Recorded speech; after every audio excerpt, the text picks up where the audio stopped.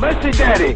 This is professional wrestler Jimmy Valiant, the Boogie Woogie Man. Telling my people and my brothers and sisters, don't you dare miss WGD Weekly with Steve and the Scum.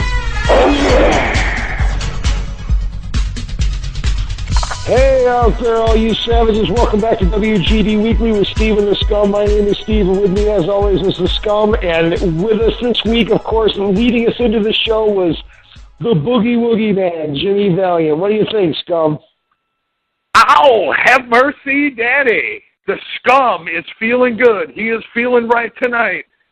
Nah, I'm just kidding about that. Sorry, I get carried away sometimes. You know this. But it was great, Steve. I mean, hey, we always talk irons in the fire. Maybe there's a little spoiler alert for WGD Nation, for Scum Nation, if you will, that maybe Boogie Woogie's going to be joining us on the program coming up. You never know who's going to stop by here at the WGD studios.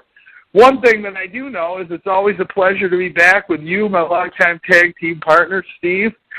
It's always a pleasure to be doing business with the class act that is the boys over at Wrestling's Glory Days, the team over there that brings you the best content as far as old school wrestling goes across Facebook.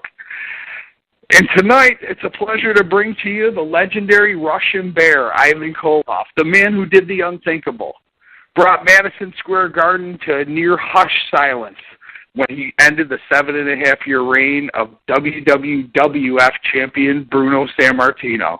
Quite a thrill to have him on, Steve. Oh, absolutely. And, and as you guys know, and when you're listening to our show, folks, we do a lot of our stuff pre-recorded. We were pre-recording this just a couple of days ago, and it was some fantastic stuff. It goes into detail about that with Ivan Koloff, beating Bruno Sammartino at the Garden and not being able to hear a pin drop in the crowd, something amazing. We're going to leave that story to be told by Ivan Koloff himself. He's going to be joining us real quick. A lot of stuff going on. We've had a pretty crazy last couple of weeks here, Scum. Talking about we had that special edition with Ken Shamrock and, of course, old Uncle Fred Tugboat.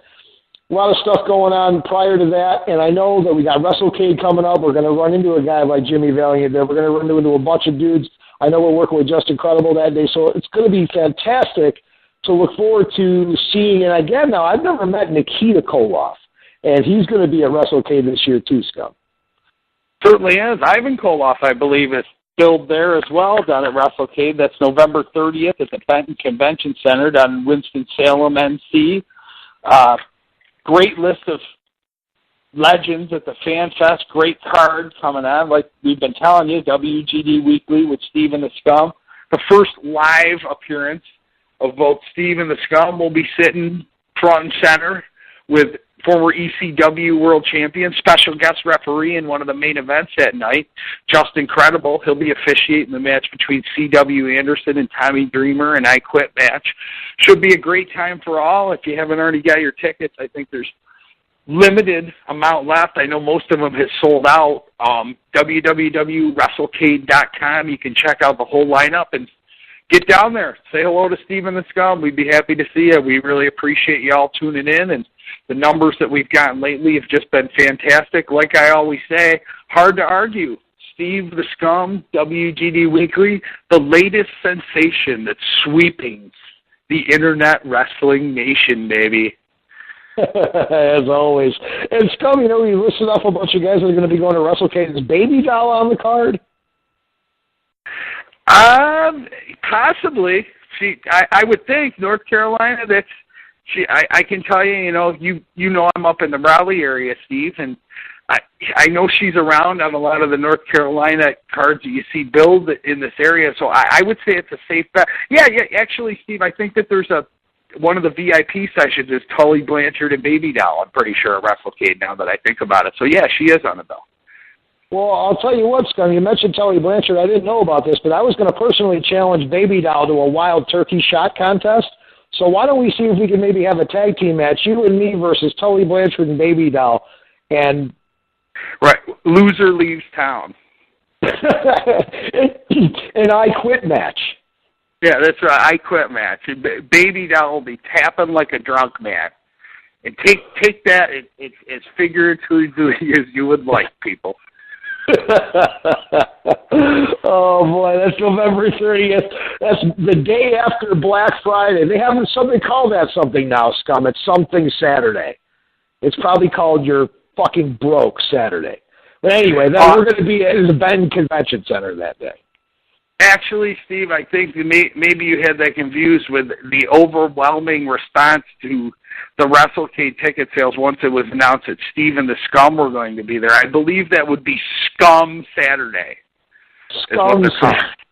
believe that's what they're calling it. Kind of like Columbus Day or Martin Luther King Day. Scum Saturday. That is fantastic. Well, I can't wait to be a part of Scum Saturday at WrestleCade, Bend Convention Center, Winston-Salem, North Carolina. You're going to be there. I'm going to be there. We're going to be going nuts. If you are on the East Coast, pack it up, bring a buddy, come on down, pay us a visit, check out all these legends. It's a very inexpensive night. I think tickets start at $10. A good, like, you go to the event during the day and then the wrestling event at night for a grand total of what, Scum? I think it was $30, $25 or something. It was very inexpensive. Pretty sure it's less than that, Steve. I think it might be $15 or $20 for both shots. But either way, our guest today, the Russian Bear, Ivan Koloff, will be there. He'll be a part of Scum Saturday. He'll have that chain wrapped around his fist, dropping fans left and right. Yeah, absolutely. I can't wait. I look forward to it. And I know that this interview is going to be second to none, filled with great stories. It's a couple hours, probably be a two-parter for all you iTunes listeners. I'm just going to tell you that now. Thanks so much for joining us. We do have Ivan Koloff on the line. Scum, anything you want to add before we go to our program? Nope, our phone lines are lighting up, and it looks like we're getting a call from the Kremlin. So let's patch him through here, Steve. Pass through to the Kremlin, live with Ivan Koloff. Here we go. All right, everybody, it's that moment you've been waiting for. If you are a longtime wrestling fan and you don't know who Ivan the Russian Bear Koloff is, you are watching hard enough. He's one of the most legendary champions of all time. He's been around the world. Ivan Koloff is with us now. How are we doing tonight? Doing great, brother. Doing great. Couldn't be better. Too blessed to be stressed. Fantastic. Well, we had a birthday recently, so before we go any further, myself and the Scum like to extend a happy belated birthday your way. Well, thank you so much, yeah. Finally, 32 or 39 for the 32nd time. Bad at adding it. They won't know. I used to say 39, but anymore it's gotten old. Well, it's certainly a great thing to have you on the line, and I know you're very active in the community, and I know you're still active in professional wrestling. 39 years young, Ivan Koloff. We're going to go on here. We want to talk about your start in your professional wrestling industry. So, it would be a safe estimate to say that you've been involved in the wrestling business for about 50 years, if not a little bit longer. And through your storied career, you've been all over the world. You've fought the biggest names that you could ever think of. But when does Ivan Koloff first think about getting that itch for pro wrestling, and what got you into the industry? And once you decided that was the sport for you, how did you go about pursuing that goal? Well, I was raised a family of 10 kids, pretty humble upbringing, but 7 boys. And I was right in the middle, so I had to learn how to take care of myself a little bit, or else I'd be really embarrassed. And Dad, insult to injury, at 8 years old, our mom, Dad took us to a neighbor that had what they called a television about 1950, and wrestling was on. Oh, I fell in love with it. I wanted to be a wrestler, and went home was saying, someday I'll be a wrestler, I'll be a champ, and all this stuff. And my mom didn't help things. She'd go around saying to everybody, there's my little champ. He's going to be wrestling one day, so watch what you say to your kids. Because I ended up having to take my brothers on, and they'd end up testing me to see if I was learning anything. And sometimes we'd get into some real good wrestling matches, and blood would fly, but I wouldn't change it for the world. I kept that dream, and as a teenager, went to wrestling school in Hamilton, Ontario, and man, my dream was coming true. But it only took me about a year to get the basics down, and then I started going out and getting some matches around Toronto and Pittsburgh, the Buffalo area, Buffalo, New York area, and finally got a trip to go to WWF under a different name back in '63 when Bruno Sammartino had become champion. He was my hero, by the way. And, man, I was so excited about going to New York to wrestle. And I can remember I wrestled Big Bill Miller, Dr. Bill Miller, and guys like Puglisi. And, man, I was feeling I was really in big time then.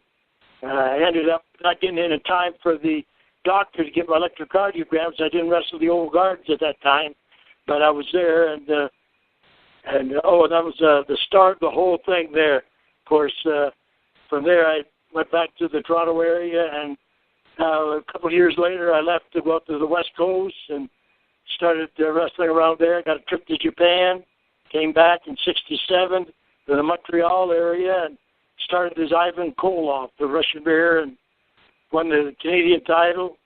Went on from there to win the belt against Bruno later on in 1971 down in New York, Madison Square Garden. So that was a quick version of my feeling about getting into wrestling and how it progressed. Of course, there's a lot of matches in between that, and a lot of learning time, a lot of great memories, wrestling guys that I heard about, the McClarity brothers and Dutch Savage and Eric Froelich, guys like Edward Caponci. I got to wrestle him, Mad Dog Bashan,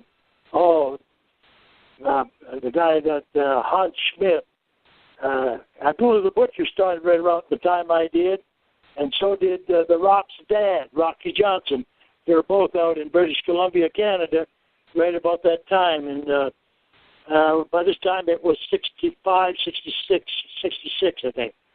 So they were already main eventers, those guys. So that was great encouragement for me that I'd make it, because I consider them my initial friends in the business, because they're very good at giving me advice and learning from them and watching all the great talents of the past. Yeah. Oh, absolutely. Well, fill our listeners in here. Myself and the Scum, we had to do quite a bit of, talking about this when we planned for the show, and I know the Scum did a lot of research here. Explain to our younger audience, including ourselves, you started as a heel, an Irishman heel named Red McNulty. Bring us through that gimmick, and how does that go from going in green, going to a character named Red McNulty, and then, of course, moving on towards, the late 60s into the character that we all know very well?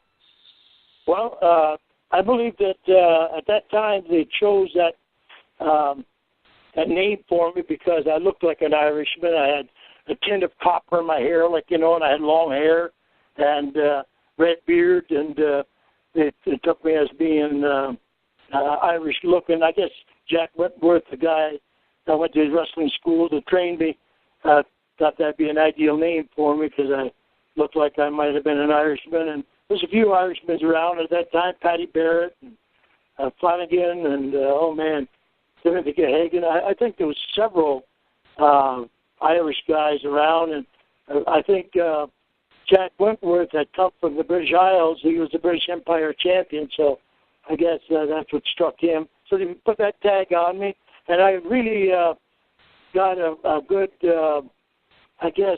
array of senior talent type of thing to wrestle against. Whenever you start off like that, of course you're more or less the old shoe in the ring, so the guys throw you around and everything, and you end up learning from your mistakes pretty quick. And I found that all those guys were very instrumental and very helpful and kind enough to call me aside after and to just tell me what I did wrong and how I could add to it, and and that really helped me a lot because I was a kind of a shy kid and I didn't want to talk a lot. So, but they seen me as having some potential because I built myself up from 180 pounds to about 260, 270 pounds, and they figured anybody's that determined is going to amount to something. And I got to wrestle some really of the greats. I had to watch guys like John and Chris Tolis, the Wrecking Crew, the Hamilton Wrecking Crew. That was way back then. Dutch Savage and guys like Don Leo Jonathan, some great athletes and some guys with great knowledge of the business. and got to wrestle a lot against them and scientific guys like Eric Froelich and McClarty brothers. And to me, that really rounded me off as far as learning different holds in psychology. And by the time I got to Japan, they're taking me as pretty well a talent that was all ready to go, like a main eventer. And then the way back, of course, over there in Japan, I met Jacques Rougeau, the promoter's brother from Montreal, and we became friends, and he suggested coming into Montreal as a Russian. And just on his word, his brother brought me in, and I ended up stopping off in Calgary, Alberta in 67 on the way to Montreal, and wrestled against Stu Hart and some of the boys around there for about 3 weeks. And every place I went, it just seemed like I got more and more information, and more experience. And by the time I got to the Montreal area, it seemed to them, I guess, like that I was ready to be a main eventer. So they put me right in that schedule. The first match I had was against Tony Angelo, which was one of the older guys and later on he became my manager. And my second match was against Maurice Mad Dog Vachon. And I remember that was like a heel match, bad guy against bad guy. And he'd do something to me, I just do it right back to him. I figured I was the copy of this veteran. So he hit me over the head with the chair. I hit him over the head with the chair. Everything he did, I do back. But, it worked for me. I met Captain Lou Albano. Him and Tony Altamore came in there as the Sicilians from Montreal for a tag team tournament, and they went back to New York and told Vince McMahon Sr. about me, and before I knew it, 69, I was going down there to wrestle Bruno, and my hero. So that was great. Yeah, it sounds great. What a fantastic run, and what great classic names that you competed against there. Yeah. So after your time as Red McNulty, like you said, apparently it was Jacques Rougeau who brought you in as Ivan Koloff, the Russian Bear. Take us through the transformation from Red McNulty to Ivan Koloff, and how was the response there? I'm sure at that point in time, being the Russian Bear, the crowds had to be pretty heated. Any particular crazy instances you remember involving the crowds at that time? Oh, very much so. Oh, yeah, I've had people like Three Rivers, Quebec, pretty wild. The arenas back then served beer, most of them, because they're ice arenas, for hockey. Hockey's a big sport up there. And there would be real cold in the winter, real hot in the summer, but they serve beer, and the fans are warmed up for sure by the time the wrestlers came out there. And I've had them attack me going to the ring, coming back from the ring. Me and Ernie the Cat Ladd and Rawuski against the Rougeaus for the tag team championship belts. We ended up having a riot where they filled the ring with chairs. They're so mad at us for beating the Rougeaus. We hadn't won the belts, but we did beat them. We got disqualified the second fall. And we won the first fall, so it was like they had one win and we had one win. But it was the way we done it by disqualification. We're beating them up, and it looked like we were going to kill them, and the people couldn't stand it no more. They filled the ring with chairs. And I had to listen to Big Cat Ernie Ladd. He had a little more experience than I did. He said, just pick up a chair, kid, and use it as a shield.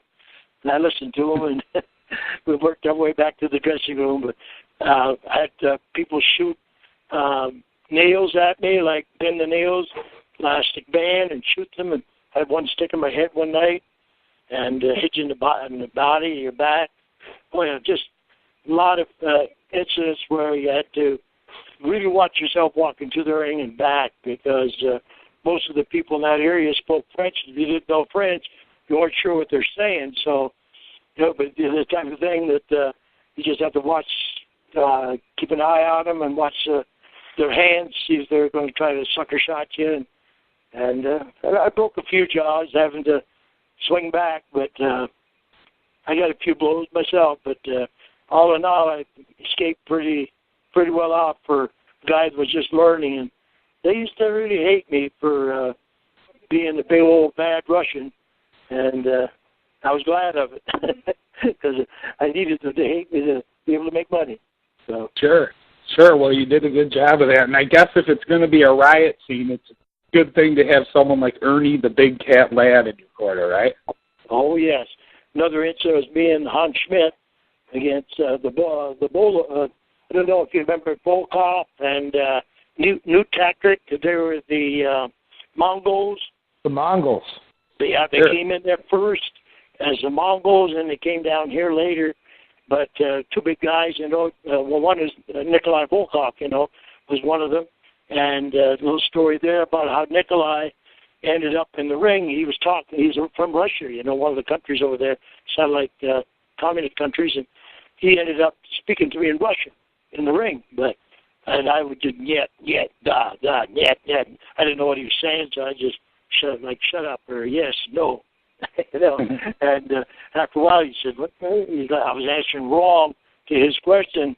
So after a while he says, "Are you full of crap?" Like he said that to me in Russian, and evidently I answered yes. So he knew I wasn't. I didn't speak the language, So he tells that joke to this day. Now every time he sees me. That's good stuff. So that was part of learning, and a lot of riots with different guys, and had to fight the fans often from Puerto Rico to the Montreal area. Boston Gardens was bad too, and a few areas down south there too. You had to watch yourself for sure. Some of the big old rednecks ones lay you out. Yeah. I'm sure. So we're going to move along in your career now. Like you had already alluded to, you wound up in the WWF up in New York. How were you approached initially, and how do you wind up coming on board there? And what are your memories of working there under Vince McMahon Sr.? Real nice gentleman. He was always very nice to me. He ended up somebody you could talk to as a promoter. I never had a lot of experience talking to promoters. First time is between Montreal and down there is main eventers. So if I had a squabble or I had something that's bothered me or something, I just go to them, talk to them, and we'll work it out. And that's all there was to it, it seemed like. But so he was very nice that way. Ended up, I had wrestled Bruno for about 8 months, 9 months, something like that, 69 into the early 70s. And my time was up. That was a great time. I left. I had a trip scheduled to Australia, 10 weeks over there with Jim Barnett's promotion, and went over there. That was a beautiful trip. I really enjoyed that and enjoyed wrestling over there. But I got a call after I came back, and I was in Hawaii working out and wrestling that little territory. They used to wrestle in Hawaii and that. They had some of the islands there, and I got a message to come back and to wrestle Bruno again.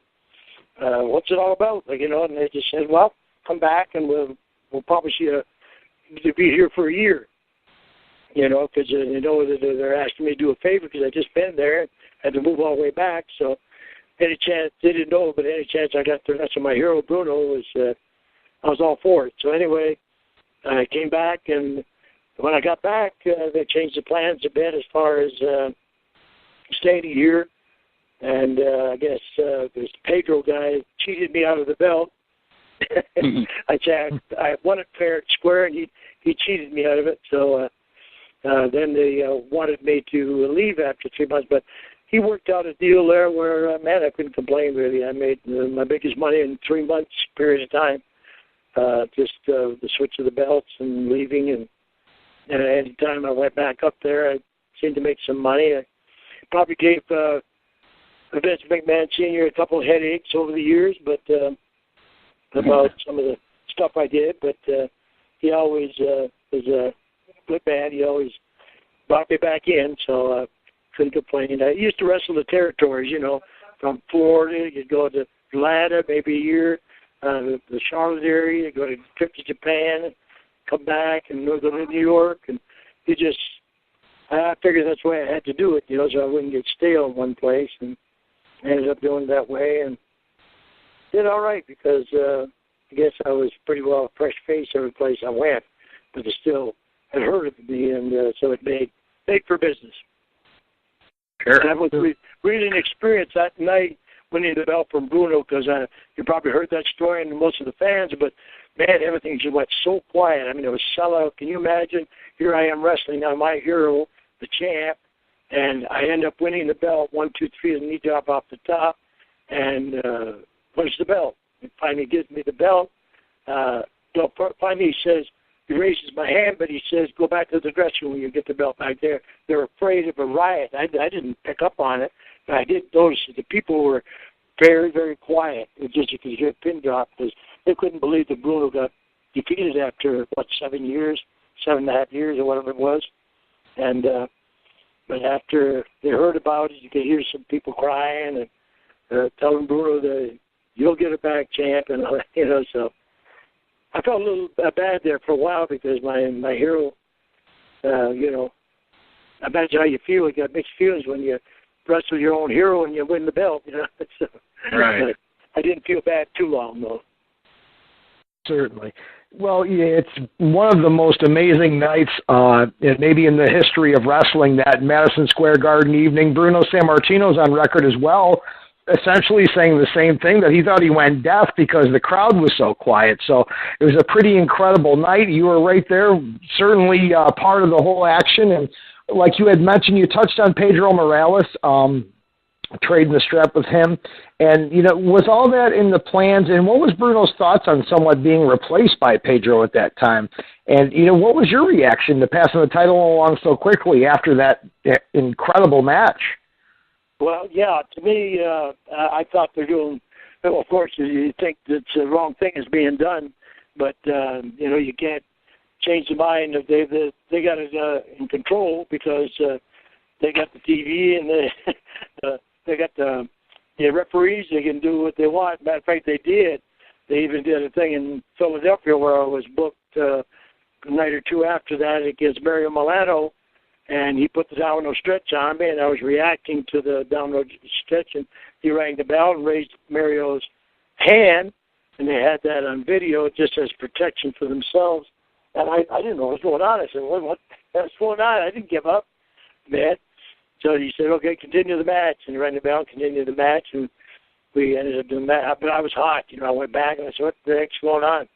But they wanted that in the film just to be able to be used, I guess, in case I gave him a hard time or something like that. I think at any time just say, well, you lost the match in such a place to Mario Milano, But that's the way it goes. It's part of the business, I guess. But as far as Bruno was concerned, I believe he was, 7.5 years, and a lot of people don't realize, but the rings up there in New York are the boxing rings, 4 ropes, and for boxing, there's got to be a lot more stable base on for the ring, not so much spring, because the boxer's legs would give out. So consequently, us wrestlers are taking big back drops and suplexes and all that. It ends up taking a toll on the back and the body a lot more. So I really believe that Bruno needed time off, probably maybe surgery, maybe just get some rest, because, I can imagine wrestling nearly every night, and the pressure's on you because you're the champion and you got to draw money. And so I think that was the whole idea that Bruno didn't mind the situation that much because he wanted time off anyway. And I believe that after Pedro had the belt, they started thinking, well, a guy like Pedro, he probably needs some good solid wins before, and that's when they came to me and said, instead of you staying a year, leave and come back another time to wrestle Pedro. And I was a little upset because, he just moved there, but they made it up to me. So, but I guess their intention was originally to have me there a year. I'd wrestle Bruno, wrestle whoever was champion, but then they ended up changing it. You can see by the match, to me, if anybody had a complaint, not that I'm complaining now at this point, but you look at the film and how it was done. I had him in a full Nelson. He reached up, kicked the rope. I lost balance, fell back, and my hands went from a full Nelson to a waist aloft to where I bridged. And I had his shoulders down and my shoulders down.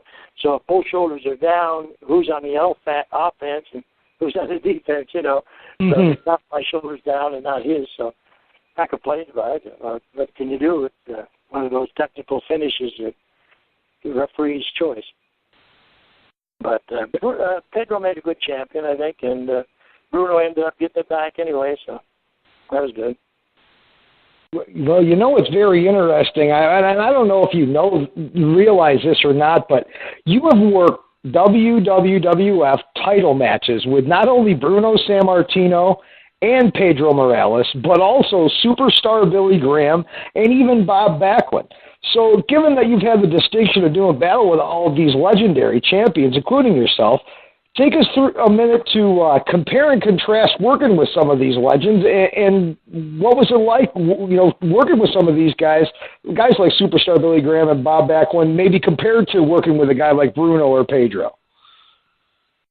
Just about all these guys are pretty powerful, pretty strong guys. Bruno definitely.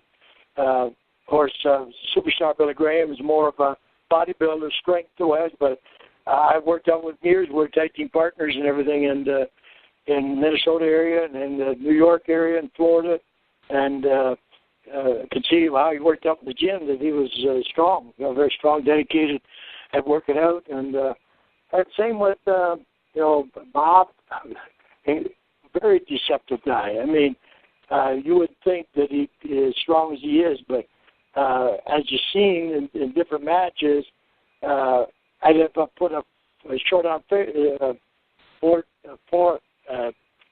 a short arm figure four type thing on his arm, short arm scissor, and he would pick me up with one arm and set me up in a turnbuckle. Well, at that time, some of those matches, I was 260, 270 at the very least. To do that, I know he picked some bigger guys up than that at other times.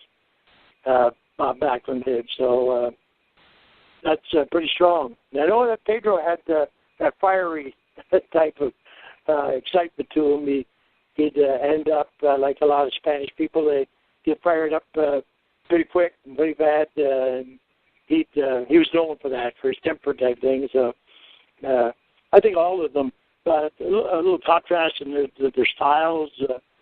More guys like Bruno and Billy and Bobby.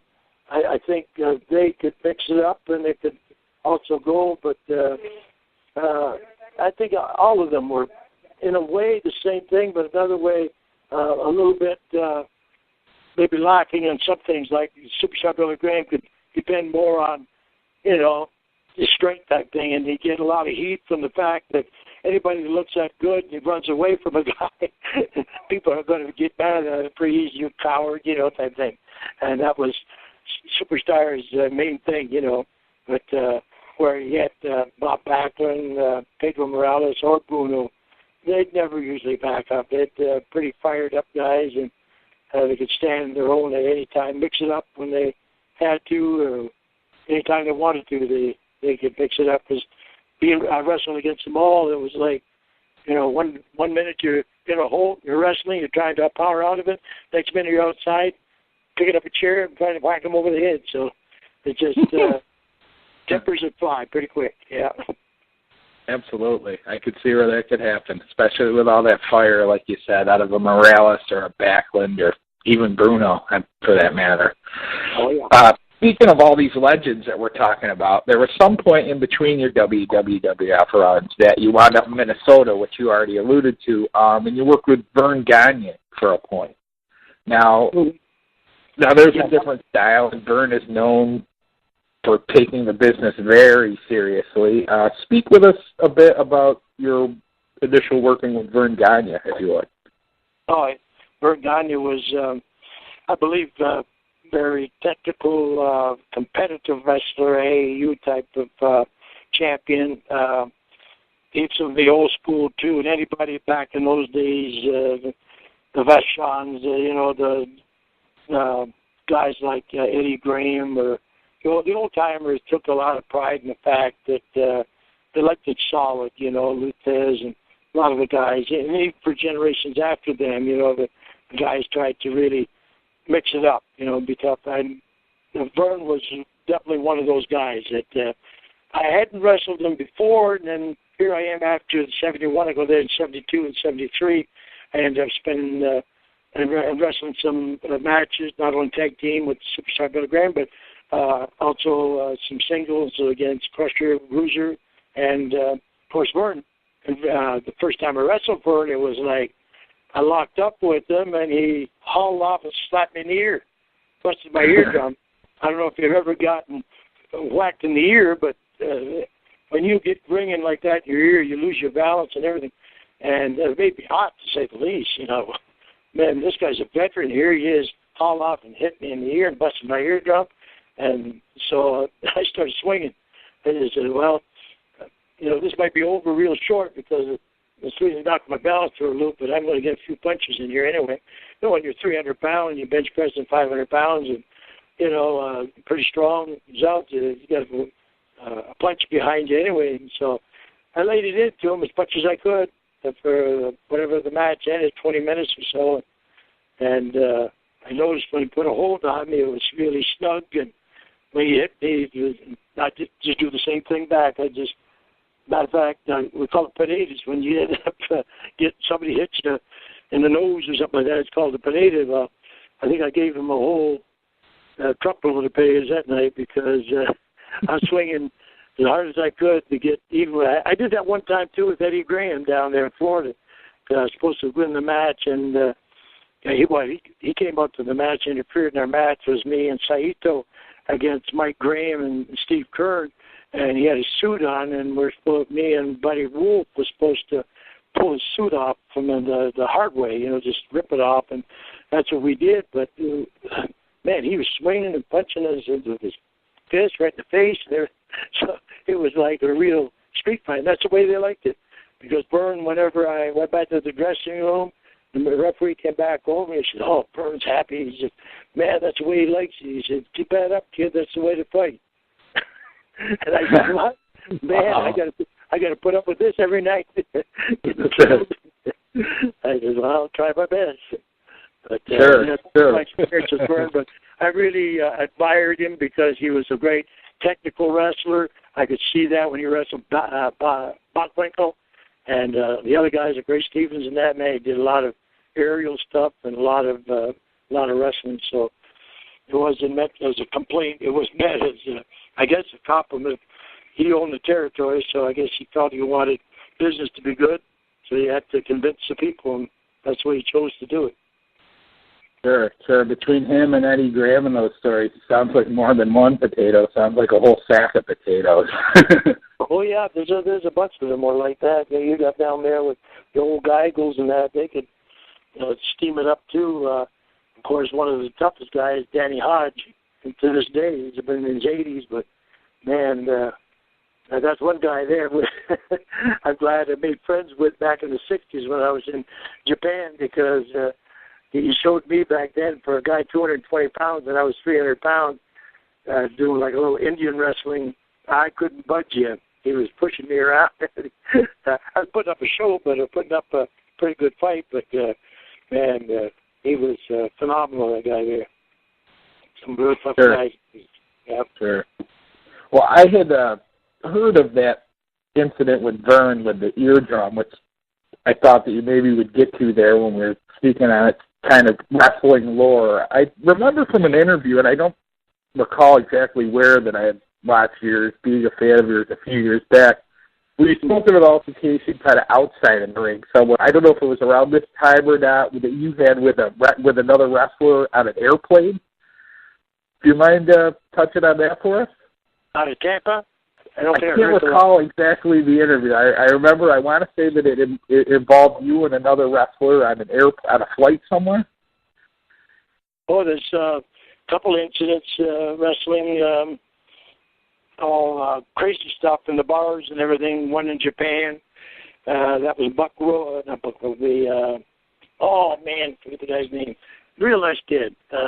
Anyway, we were drinking too much. Ended up doing an arm wrestling thing, and one time he put me down, twice he put me down, and I was too drunk. And he ended up, I said to him, you put me down again, I'm going to punch you in the nose. And he put me down again, I punched him in the nose and tore up the whole bar, evidently. And the boys were all hot at me because everybody had to chip in $200-300 to pay the damages. I don't even remember That was another time fighting on the airplane. I tell the stories in the book, my book, The Bearfax Wrestling. Is that wrestling fake? The Bearfax by Ivan Koloff. But, fighting on airplanes and all that stuff, bars, and don't even know how to fight, I'm a wrestler, and here I am getting into all that kind of trouble because I drink too much or get involved in too much party life, and pretty soon you get your jaw jacked.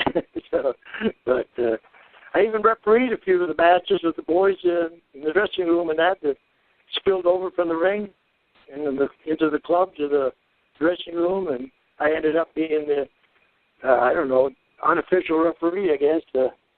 No eye gouging, no hair pulling, no going for the groin, no other stuff. But, I just... Sure. Well, I think that we've all had our scraps in the bar room.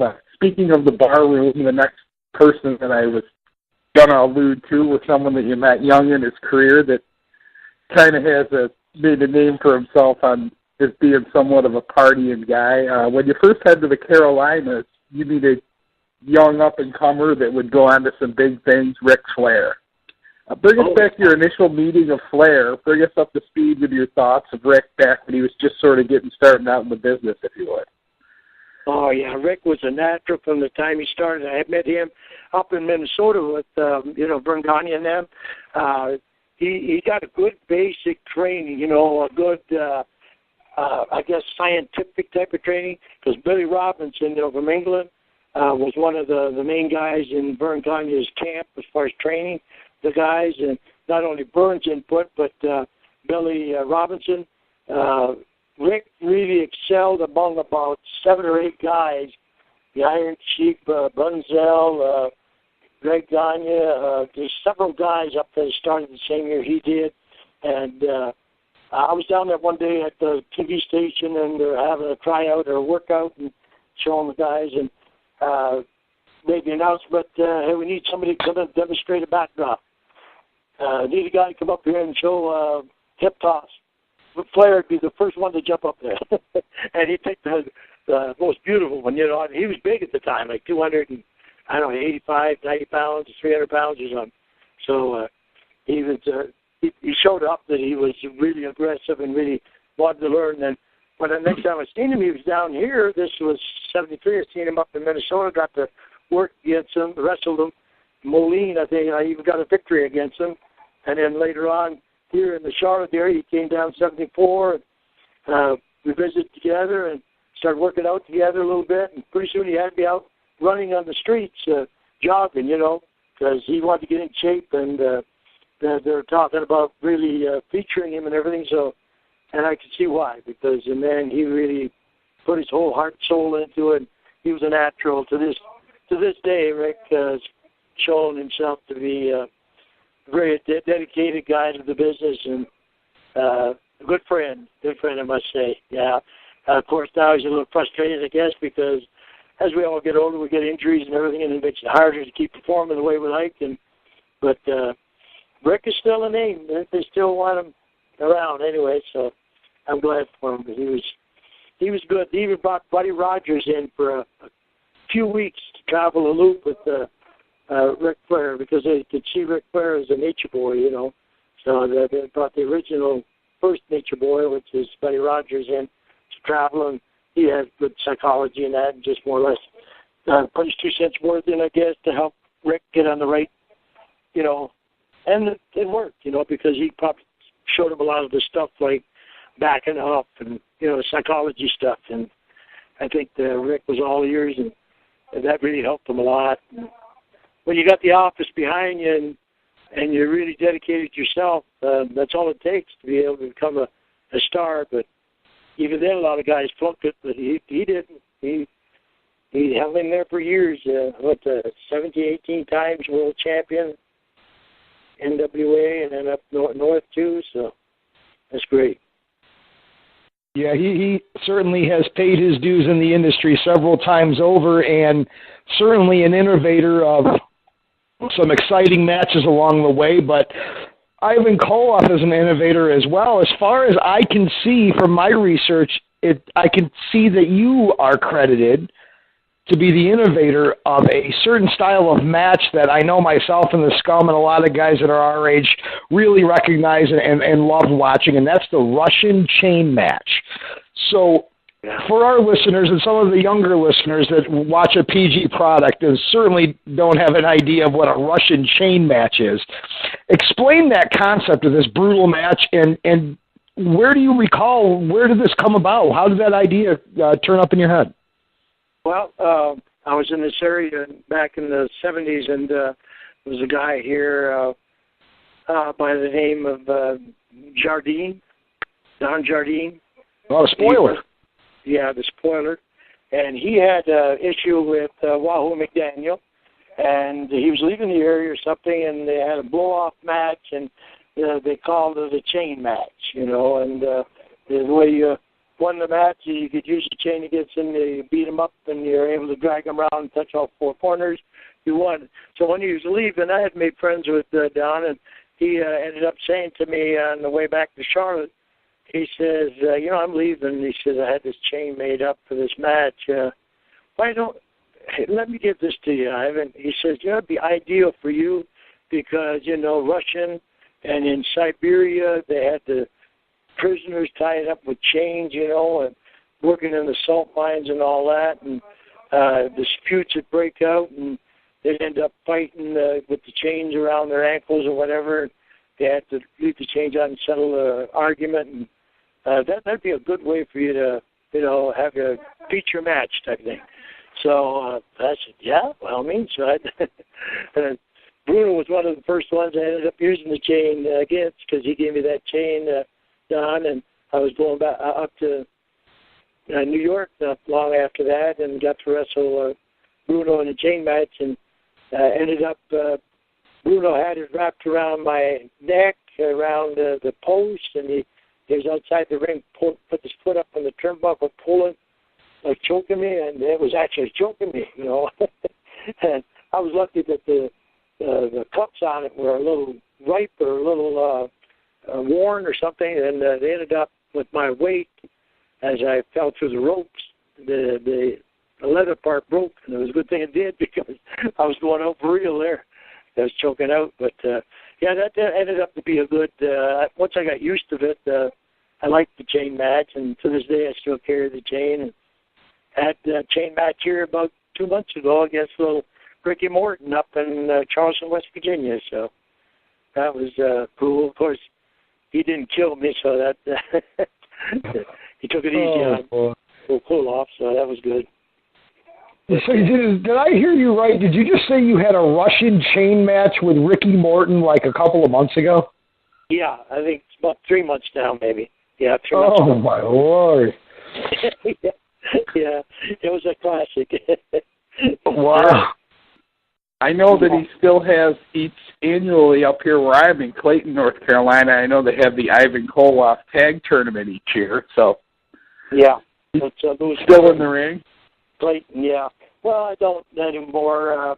I thought it was one of my, last times I said I'd go back in the ring. I had done it against Mass Superstar Bill Eadie about a year ago up in Asheville for the kids, to raise money for the kids. And I think he raised about $5,000, the guy, and so that was a really experience because Bill Eadie's one of the old timers too, but he ended up taking care of me. We more or less put on an exhibition rather than got real serious about anything, We just not too many punches in the head or nothing like that. Yeah. Very often you get to hear someone tell some great stories about Don Jardine and Bill Eadie, two of the most maybe famous mass wrestlers ever, and the Spoiler and the Mass Superstar. Are you close with Bill Eadie? Is that a guy that you worked with off and on throughout the course of your career? Yeah, I've run into him quite often. Matter of fact, here in the Charlotte area, later in the Atlanta area, he was there for years, wrestling against Wrestling 2, and then matter of fact, he's still living in that area there. He's a school teacher. He's a very educated guy. He ends up teaching all grades. And he still goes out on the weekend and makes appearances and that. he's getting up there in age, but he still looks great, and he's still getting out there. And so I stay in touch with him. Like once in a while, I'll see if there's a match. As a matter of fact, I had suggested him for that match for the children's fundraiser up there, and because I wanted somebody that was going to kill me and take care of me out there. And I knew he was capable of that, would be willing to do that. So I suggested him, and I'm glad I did, because he was very professional about it and good about it. Certainly another guy that myself and the Scum are huge fans of, so that's great to hear. But I know you had just mentioned this, Ivan, when we were talking about the Russian chain match, and you had said you made a quick run up to New York in between runs in Carolina. So to touch back on a guy that we talked about a little bit earlier, when you went back to New York, and Backlund was on top, I believe, at the time, what was it like at that point working with Vince McMahon Sr., and also Vince Jr. has now started at least doing a little bit of work in the company and maybe started to come into power. So what was your overall opinion at that point in time of working with Vince Sr. and Vince Jr.? It was very good. You know, Jr. was always around. He was a commentator, and it seemed like he was always involved in the business end of it with his dad, you know, but he left the talking to his dad. But right around that time there with Backlund and that, it seemed like Junior was taking over, and I really didn't pick up on it right at the time. I ended up wrestling. Backlund left. I think that was the time I went to Kuwait and came back from there, and I had another match at the Gardens. And Junior had asked me to stay, and I believe that's when they ended up switching the belt. And I probably was considered for that, but I had a blown-out knee that kept locking up with me. They never really came up and said it to me, but they wanted me for a switch or anything like that, but they ended up using the Iron Sheik. And I told him when he asked me, I just said, man, I got it. I've been on the road 2 years, and I got to go get this knee fixed, and so we got into that. But I was always able to been able to talk to them, and they're always business people, and you know, good people to work for. Yeah, and no complaints here at all. Yeah, they always tried to right any wrong, and I ended up probably being a little headache to them at times, a couple of times, but not intentionally. It was just the idea that I was asked to wrestle for the IWA at one time, and I went with them and left the Crockett's down here. Consequently, them going up there in Vince's area, that made it sort of personal to Vince, but I guess Vince understood it. I just ended up quitting them guys anyway after 6 months. So, but everything worked out good. They were always very gentlemen with me, and always businesslike, so I appreciated that. Yeah. Sure. Nice to know who you're dealing with, definitely. So after this, moving along, we got a few more questions for you here. We're going to ask you to recall several of the partners and, let's say, allies that you had over the years, but it's safe to say that throughout your career, there's not really one performer at one point that you're synonymous with more than a man that would come to know you as Uncle Ivan. That's Nikita. Okay, so seeing how close the two of you obviously had worked together right from when he started, I would see Nikita as deserving of its own question here. So first, how was it decided that Nikita Koloff would come in and be your nephew? And if you would, give us your memories and thoughts on Nikita, both as a performer when he first came into the business, as he evolved into the superstar that he became, and also fill us in on the relationship outside the ring that truly had developed. Yeah, Nikita was a natural. I didn't know him at all before. I had Jim Crocker come up to me one day and say to me, Ivan, you not excelled in the past in single matches, but in tag team also. It'd be great, I think, if you brought somebody in as like a nephew or something. So I got, yeah, sure, why not, you know. So I said to Jim Crockett, and so we started looking around who it could be, and several guys came to mind, but I guess Animal Road Warriors heard what we're talking about, and he was raised, I guess, with Nikita in the Minnesota area, and he suggested him. And just went on his word type of thing, and they brought him in. And I remember when he first showed up, I said, man, yeah, that guy be ideal if you can learn the wrestling end of it. I knew he didn't have any experience in the ring, so the job was just to teach him. But he was a college graduate, a football player, I think Oklahoma and South Dakota, and he was good enough to be looked at by the NFL. So it was a type of we figured that he'd be great, and but I realized very quick he didn't know nothing about the wrestling at all, psychology, and anybody that works out hard like him and muscle bound a bit, like is that tendency of being not fluent, in their movements and that. When they hit somebody, they hit them pretty solid. So that was the case for sure, and consequently, a lot of the opponents maybe suffered at Nikita's hands, but it sure made it look great. And that's one of the advices I gave Nikita right off the bat. Whatever you do, don't be talking to the fans. Keep it like that you can't talk English. And also, just when you get in that ring, be solid, because that's what's... He picked up on that real quick. Matter of fact, a lot of times in the tag team, I go to tag him, he'd be in the ring, and I go to tag him, and he'd haul off and slap my hand, so I'd go, ow! Slap me so hard in the hand, like the tag. And then I'd go through the ropes to come into the ring, and he'd bump into me. He had the sharpest elbows. And I says, if I get through this match tonight, Nikki, I says, I know we'll be able to meet up against anybody. He said, what do you mean? I said, you're killing me. But he was great. He was great. He very educated, and he knew that it was important to look the part, move the part, and not be out there talking to the fans in English. And so he played that up real good. I listened each day between me and Canoodle. Canoodle would end up, he was my partner too, right around that time, would give him some hints, the standing wrist lock, reverse hammer lock, different stuff every night, did something different.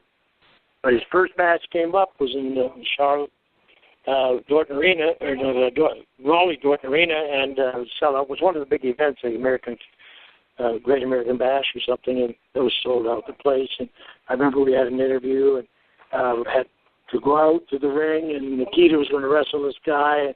It only had to be a couple minutes, but so we lined up a few things to do, this, slam, this, that, whatever, push him off first, and then slam, and then I forget what else, bear hug, or something like that, and then after you do something else, and then you beat him. He did everything perfect. So, and he had to do it because Jim Crockett came up to us in the dressing room before I went out, and he says, "Okay, now this is your first tryout here, so you mess up, all bets are off." But I'll go ahead. So it made Nick you a little bit more nervous, but he just sure didn't seem like it in the ring. So he went out there and did a perfect job, just to bring him along. Never lost a match year, I think 2 years. And then as time started coming, I think Magnum ended up having his wreck, and Dustin needed a partner. And right at that time, he was ideal because he was undefeated, type thing. And anytime they beat our team was they beat me, and I get the heat back on the interview, and that's the way I looked at it. But he ended up going out there as superpowers, him and Dusty, and I think that gave him some longevity there against the Four Horsemen and that. And I think he did all right for the period of time he was in. I didn't watch it a lot after that because I left the business there for a while. But I think Nikita came along the way he had to come along to be able to create what they wanted of him. And I think they were happy with him. Sure seemed like it anyway because they kept using him. So. Yeah, sure. We remained a friend to me. Thanks God for that, because he's the one that encouraged me to come to church after seeing me again in 1995. He knew I had been struggling with drugs and alcohol all my career. And by this time, I was wrestling for the independent circuits and independent wrestlers and promotions, type thing. And I ended up taking him up on it, going to the church and realizing that I needed the Lord in my life. And man, since that time, got off of the drinking and the girls chewing tobacco. So God's good. God's good. He already was ahead of me. He had already planned to put Nikita in my life to straighten me up. So that's a good guy.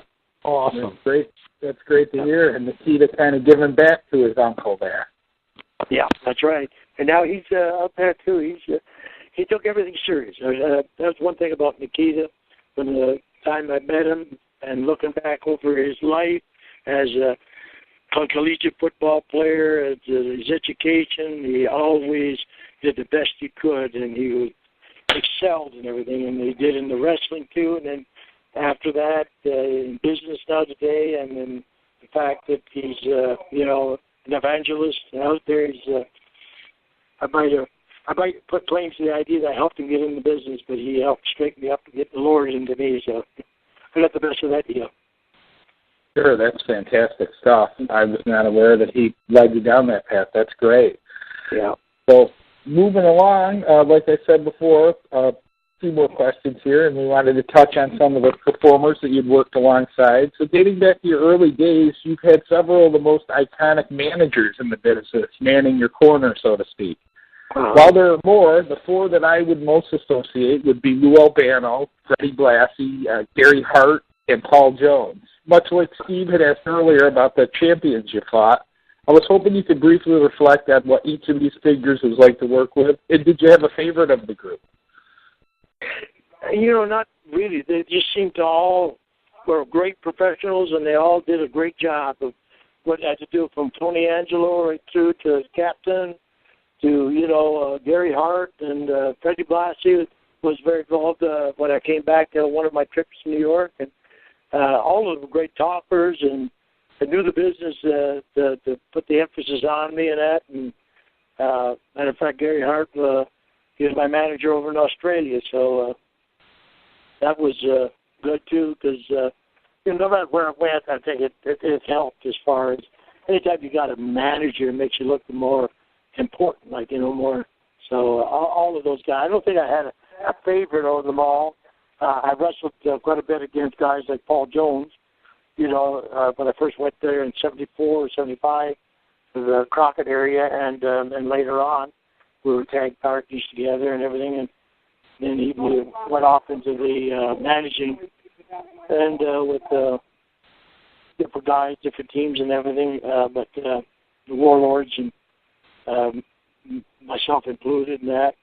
And I think when I had the Powers of Pains there and that, so that sort of worked out real good, I thought. Just the idea of having somebody who goes up there and shoot their mouth off about you makes you seem like you're more important than not. So they're all good with the foreign guys, so that was their gimmick, they'd take on and manage foreign guys, from Fred Blassie right through Gary Hart, Paul Jones, and of course Captain Lou. He was never lost for words, Captain, man. I miss him. Yeah, he was a character, to say the least. Yeah. Vince Sr. was just a quick story about Vince Sr. would be every 3 weeks you'd meet before TV, and after the first night of TV, and Vince would get his dinner, and we'd end up talking a little bit, visiting and all this, and this time Captain had a few in him, and it was after the match, and he ended up shooting his mouth off. Vince Sr. would always take it, just laugh about it. The Captain, he was a character. He said, "You ready, Irish GP did this." He clawed it out about calling Vince down, Senior. That would be thinking, "Are you crazy? You're gonna get fired, man." But Vince sometimes even say that, "Well, that's it, Captain, you're fired," and but he just be playing back, So that was great. Just the Captain be too much. Even Bruno tells him, "Lou, why don't you keep your mouth shut over there?" Because he was getting himself in trouble. Get too much to drink, But they're all characters. They're all good. I miss them. Yeah, good guys. That's some great stuff. And you mentioned all these guys being characters. Well, it would be hard to not talk about, your whole career here as we go along without, like you said earlier, touching along some of these legendary names that you worked with as a tag team. You got guys like Ray Stevens, Pat Patterson, one of my favorite guys of all time, Dick Murdoch, and Ole Anderson. Yeah. So once again, you see like where we're going, the trending of take us through some of your favorite moments working with some of these guys, and of course, not to mention Nikita, but beyond the working with Nikita, who were some of the guys that you really enjoyed working with as a tag team? It was very entertaining to have guys like Sweet Hansen, Dick Murdoch, simply, and Ray Stevens too. He wouldn't hesitate a second to knock somebody out because they're all good with their fists. And riots, you break out, and you're fighting your way to the dressing room after a match or to the matches, and so it was always good to have a taking partner alongside you that wasn't afraid. If people start swinging or something, they could take care of themselves, and so I usually just watch their back, That way I didn't have to be up front, but. Yeah, that was, I think, the thing that I primarily remember about some of those guys being great tag team partners. Nikita, of course, wasn't as experienced more, but he had the intimidating look type thing that the people didn't come near him anyway, and I just had to walk in behind. But, of course, I was always there to watch their backs, and I had to get a few of them once in a while. But, man, it was entertaining just to see how Big Swede or Dick Murdoch, Ray Stevens, knock some of these guys out. This is, walking down the aisle, and they've seen them. The fan would be coming towards you, and you wouldn't think that Ray or Dick Murdoch or Swede would see him coming at us, but I was behind him so I could see him coming, and I'd say, on the right.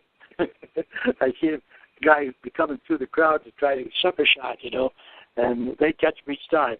They would turn and look until the last second. They catch him out of the corner of their eye. They turn and just lay the guy out. Just if he could swing it, he'd be swinging. So a lot of guys go down. That Swede, he had a short, and Murdoch too, but that Swede, such a big guy, he just had that short boom, and just the guys just fall down. I mean, not just one of them, but 2, 3, 4, just to fall down because they're trying to get us so bad. I could see why Swede was taking partner for so many years, Rip and all that. Everybody wanted him as a partner. That's incredible, and you're talking about on your way to the match. So that kind of shows you how good of a job you did as a heel, as a tag team. That's fantastic stuff. Oh yeah. Roddy Piper and I had one of the largest lawsuits in Sumter, North Carolina, when we were the Mid-Atlantic Tag Team Champions. This guy had attacked us on the way to the ring. Rowdy hollered. He suckered Rowdy. Rowdy said, "Ivan," he threw me the bagpipes. I caught him. He chased the guy down within 50 feet, took him down and held him, punched him a few times. Cops came, and I guess Rowdy thought the cops would be taking him out. Went to the match. We were wrestling against Wahoo and Ric Flair at the time for the championship, for the belts, and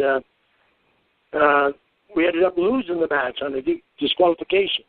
The people were still so hot when we came out of the ring. That guy went nose to nose, the same guy that we thought they threw out, nose to nose with Rowdy. Rowdy did so neat. Brought his knee up right at the guy's groin. He stumbled back, fell down, and the people got up, and I could see he was hot. And he backed off and went around. He was making a circle, and he's coming around. I watched him coming around. I just hung right behind Rowdy.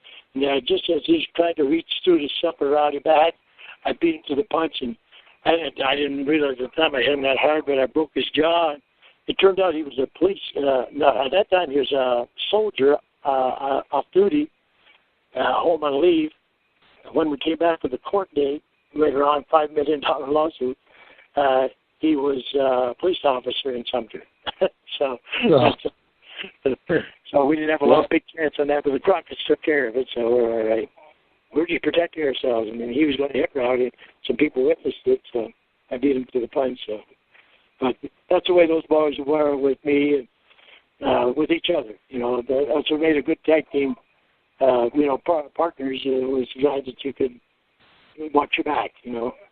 Just another day at the office, huh? Yeah, that's right. Yeah. brings a whole new meaning to watching each other's back as a tag team. Yeah, it's pretty wild. Yeah. Sure. A lot of great stories. We really appreciate you being here on WGD Weekly with Stephen the Scum, Ivan Koloff, the legendary Russian Bear, here with us. Ivan, you got one more question to run by you here. It's one that you might have been asked quite a bit over the course of the last year. Kind of an obvious one, but especially after the events last year at WrestleMania weekend and your hero and your longtime opponent Bruno Sammartino being inducted to the WWE Hall of Fame. Everyone's heard the rumblings that started almost immediately last April after his honoring, so I wanted to ask you point blank. Are we going to see the well-deserved, and both myself and Steve's opinion, long overdue induction of the Russian Bear into the Hall of Fame this year during WrestleMania 30 weekend? I haven't heard as far as anything official, but I hope so, because I would really be honored and to be part of that. I mean, I know right now it doesn't seem like it's that much of an honor because they don't really have a building that says it's a Hall of Fame, but Vince is in the process of building one, and that goes in the record books, and to me, it would be an honor that I'd really love to have as far as, now that my hero Bruno is in there, and I worked for the McMahon several times, and that would be a great honor. I'd love to be part of it. Well deserved, that's for sure. You got a couple of fans right here that'll be more than happy to captain that charge as far as trying to get in. All right, that's great. That's appreciated. Without the fans, it wouldn't mean nothing. I understand it's supposed to be down in Louisiana this year, and that'd be nice. Love that part of the country, and we'd love to be able to go down there. So there quite a bit too, with the, of course, TV coming in from the TV out of Atlanta, and I'm sure the people all remember back over the years for the TV going in that area too. So that'd be good. I heard that Vince usually makes that decision starting in January, so keep my fingers crossed. That'd be nice. Ivan, while we got you here, there's certainly life after wrestling. You touched on it a little while ago, back in, I believe you said 1995. You had an opportunity to sit down and speak the word with Nikita, and that started a whole new life for you. So take us through your journey from then until now, and fill us in on what Ivan Koloff does now. It's exciting to say the least. I thought, that wrestling could be topped, type thing, but it gives me even an excelled type of feeling to be part of not only wrestling over the years, but now to have taken it down to this level now of maybe being able to use it to reach people for the Lord. And I was indeed touched that day. I was raised to understand that, you have to go to church. It was important to go to church and that. And I took it for granted that, I go to church, I believe in God, and that's all to it. And, so I'm okay with God. But that's not the way it worked, and I found that out in 1995 because God says you receive not because you ask not, and I never asked. I never asked the Lord to come into my life and cleanse me of all unrighteousness. He already paid the price on the cross, but it's the idea that you got to receive it. You got to ask, that believe in your heart that He is the Son of God. And I just took it for granted all these years that it just wasn't working for me. I was, raised in church and that as a kid, but never ever asked the Lord. So that day, though, I ended up knew I needed something in my life because I was just such a mess over my career.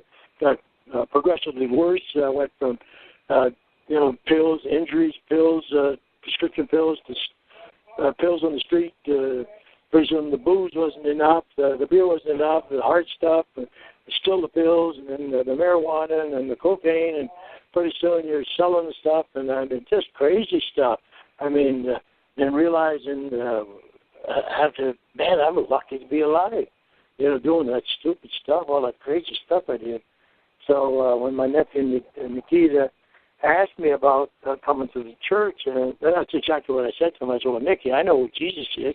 I was raised in church. He says, the devil knows who Jesus is, too. That doesn't make him a Christian. And he got my attention. So anyway, I took him up on his word and showed up at the church that day, and I was just totally convinced. Hearing the word, that this is what I needed in my life, that I needed to complete my life. I needed to ask God to come into my heart and forgive me my sins and accept what Jesus did on the cross. And I did that night. I did right there. And God did something really, it's not even biblical. It was really out of this world because, to me anyway, I was overcome by the Holy Spirit. And you don't have to be overcome by the Holy Spirit to receive Jesus Christ, but I guess this church was about 3,000 people, and the people knew who I was, and I think God just chose not only to convince me, because he knew I was a stubborn old Koloff, but to let these people know in the church that he is for real. Whenever I received him and just prayed the prayer with the preacher up front, I ended up going down like a lead balloon. I mean, I just fell so fast, and I had even said to myself, this might happen to somebody else, but what happened to me, and I was fine with that. But when the time came, I was down, and I realized after it was just God letting me know he was for real, and man, I said, this is great. And what do I do now? So I followed up on what I was told, the idea of getting into the Word, and it would renew my mind. My faith was increased, and man, it happened just like they told me to do it. Just got into the Word. I didn't understand it all, but got into it and was praying to God and take this desire away from this desire of smoking this marijuana, desire of this cocaine, the desire of the pills, the drinking, and the party life, and that, and straighten me up, Lord. And he did. He just did. It's within the next year and a half. I was clean of everything. Just like take one thing away, and then it was like working on another thing. He could have done it just all at once, but I just wanted to see me be obedient to doing what I need to do, and that was to get to know him more by the Word. And so today, I'm happy to say that I feel better about myself, and I feel better about life. I ended up getting ordained here about 8 years ago, and so I go out there and speak at churches and give my testimony, and also brag on the goodness of the Lord, his love for us, and no matter how bad you are or how good you are, you still need him. And I ended up even doing stuff now like Nikita's part of it, Sting has been part of it, Ted DiBiase, $1 Million Man, George Sells, where we end up going to different churches, not always together, but we've done some separate. Me and Nikita just did one last month. George Sells and I are doing one next month. And it's where we end up having wrestling. The young guys do the wrestling. We're involved to some degree. And then after it, give a testimony and a little sermon type of thing, why we need Jesus in our lives, and invitation for Christ. And we turned into church right there at the building. So that's something. God does say in his word, though, he takes the foolishness of this world to confound the wise. Nothing much more foolish than wrestling, or it could be deciphered that way. And that's what I say, too. That it's great that God can take the bad and turn it into good. So we ended up having super success with that, but I think it's just a daily journey. I think I just go out there each day, whether I'm doing my grocery shopping and that. I never found so many people in this, where I live here that know me now, that respect me, that end up just because they hear my lifestyle and they hear what I'm doing. And I guess they see that my light is shining, so that I'm sincere. So they talk to people that wouldn't talk to me before. And I'm talking about people, that street people, and that because they can understand. They accept me as being one of them because I've been there, done that. And I'm not judging them. I'm just to tell them that it's the way out. And I'm really enjoying it. It's really great. Anybody wants to check me out, you can go to ivankoloff.com. That's my website. And I got ministry in Fairfax with Ivan Koloff. And you can my email address is Koloff@yahoo.com. Probably go to your church, fill out a request form, whether it's want me to officiate your wedding or speak at a church or any event. I just be glad to do it. That's incredible.